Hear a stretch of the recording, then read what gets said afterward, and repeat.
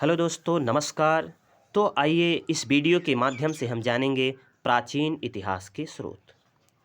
प्राचीन इतिहास के कौन कौन से स्रोत हैं, उन्हें हम इस वीडियो में पूरी विवरण सहित जानेंगे। तो आइए जानते हैं। प्राचीन इतिहास के 3 स्रोत हैं। पहला है साहित्यिक साक्ष्य, दूसरा है विदेशी यात्रा विवरण और तीसरा है पुरातात्विक साक्ष्य।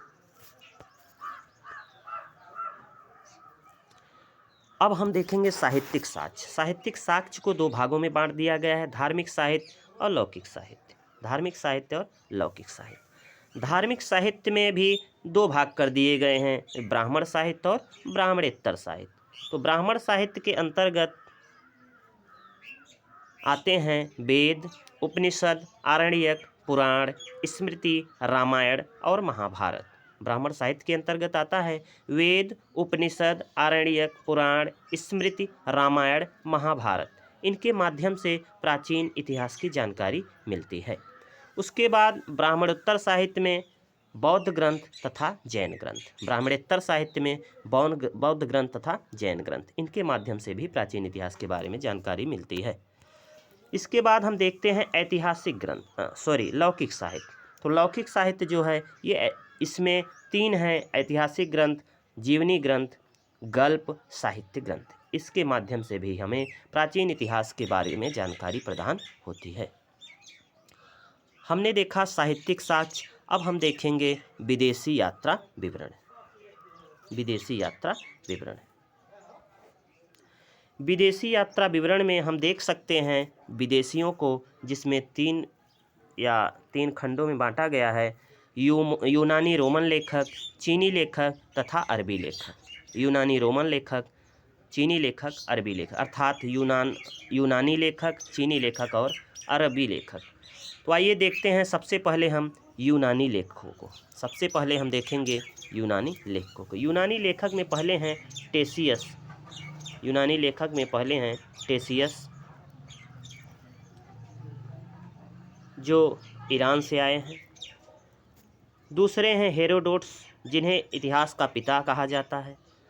तीसरे हैं सिकंदर के साथ आने वाले नियार्कस, आनेसिक्रेटस एवं अरिस्टोबुलस। ये है। उसके बाद है मेगस्थनीज। मेगस्थनीज ने एक पुस्तक लिखी है इंडिका। इसके माध्यम से मौर्य काल की काफ़ी जानकारियाँ प्रदान होती हैं। मेगस्थनीज चंद्रगुप्त मौर्य के समय में भारत में आए थे। उसके बाद है डाइमेकस। ये जो डाइमेकस हैं ये बिंदुसार के समय में थे। उसके बाद है डायोनेसियस। डायोनेसियस अशोक के समय में थे। उसके बाद टालमी हैं। टालमी जो है ये जियोग्राफी के लेखक हैं। इनके माध्यम से जियोग्राफी या भौगोलिक स्थिति की काफ़ी जानकारी प्रदान होती है। इसके बाद है प्लिनी। ये नेचुरल हिस्टोरिका के लेखक हैं। इन सभी यूनानी रोमन लेखकों के द्वारा प्राचीन इतिहास की जानकारी प्राप्त होती है। हमने देखा यूनानी लेखक। अब हम देखेंगे चीनी लेखक। चीनी लेखक आप देख सकते हैं। चीनी लेखक में हैं फाहियान, सुंगयुन, वेनसांग तथा इत्सिंग। फाहियान, सुंगयुन, वेनसांग तथा इत्सिंग, इन्होंने भी प्राचीन इतिहास की काफ़ी जानकारी प्रदान की है। हमने चीनी लेखक देखा। अब देखेंगे अरबी लेखक। अरबी लेखक में देखते हैं कौन कौन से लेखक हैं। अरबी लेखक में हैं सुलेमान, अल मसूदी, अल बरूनी तथा इब्न बतूता। सुलेमान, अल मसूदी, अल बरूनी। जो अल बरूनी है इन्होंने तहकीक हिंद की रचना की है। इब्न बतूता ये मोहम्मद बिन तुगलक के काल में थे। इब्न बतूता मोहम्मद बिन तुगलक के काल में थे, अर्थात इनके समय में ये थे। तो इन अरबी लेखकों के द्वारा भी प्राचीन इतिहास की जानकारी प्रदान होती है। हमने देखा प्राचीन इतिहास के स्रोतों में साहित्यिक साक्ष्य तथा विदेशी यात्रा विवरण। अब हम देखेंगे पुरातात्विक साक्ष्य। पुरातात्विक साक्ष्य में ये 4 प्रकार के साक्ष्य हैं: अभिलेख, मुद्राएं, स्मारक भवन तथा मूर्तियां, चित्रकला।